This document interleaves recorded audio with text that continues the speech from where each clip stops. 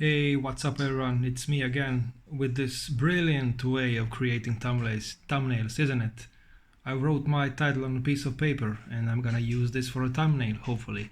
So, to get right to the point, I'm continuing with the advanced tips for the pod go, and this time I'm talking about advanced low-end control. So, let's get right to it. So, usually people ask me, and they've asked me this so many times, I'm kind of repeating the same answers over and over again. My tone is muddy, so my tone has too much low end, my guitar tone is too bassy.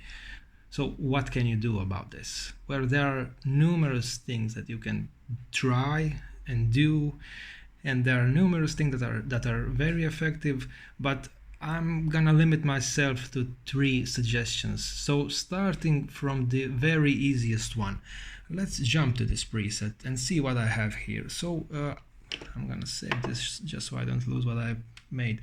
So inside every new preset you have the Parametric EQ. It comes as a default block in every new preset. And if you scroll to page 3 of this Parametric EQ, you will see, page 2 and then page 3.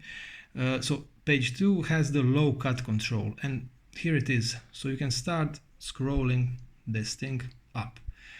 So you might wonder, what is the best value for this? Where should I low cut my tone?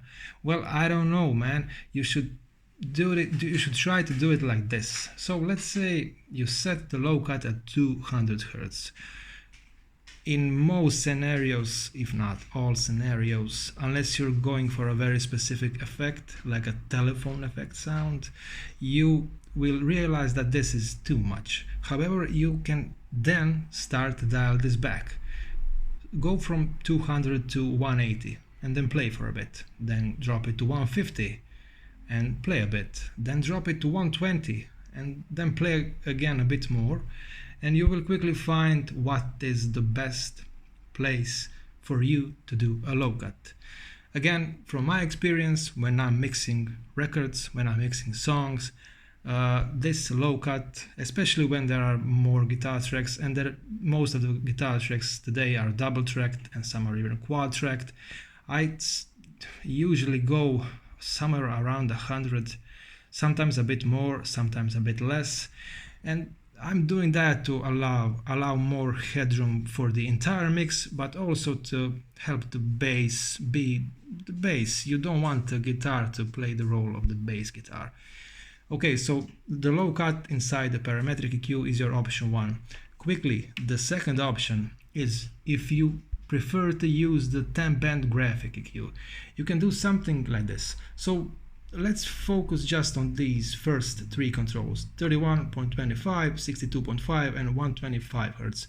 So what I would suggest that you do is something like this. So drop the first band, the 30 Hz band, by 5 dB, drop this one by, let's say, 3 dB, and drop this one,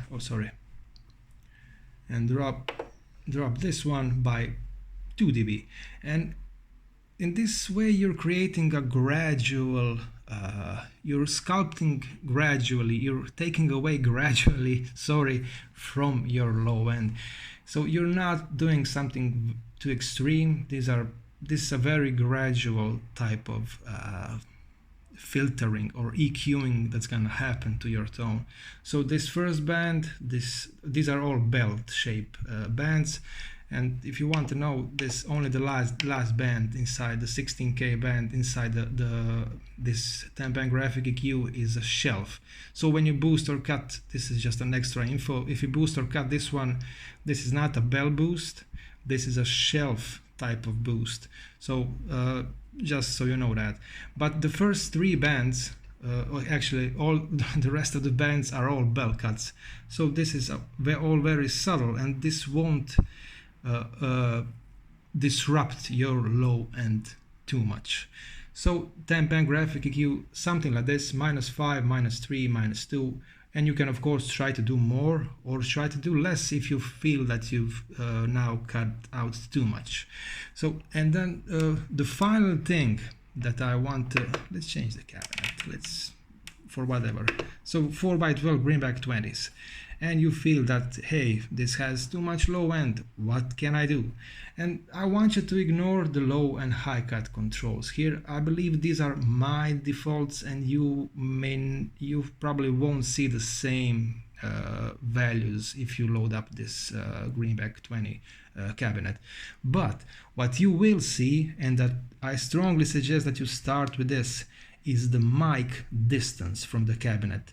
I believe that the default values are usually around 1.5, maybe 2 inches, and that's mostly too much low end. It will depend on the microphone that you use, of course. Some are more bass heavy, some are less bass heavy, but regardless, if you increase the microphone distance, and I suggest that you try to increase it above 4 inches, so let's say 5 inches, that will immediately eliminate some of the low end, because the microphone is not so virtually close to the cabinet. And that's it. 3 tips to advanced low end control inside the Line 6 Pod Go. Man, this tunnel is great. Peace.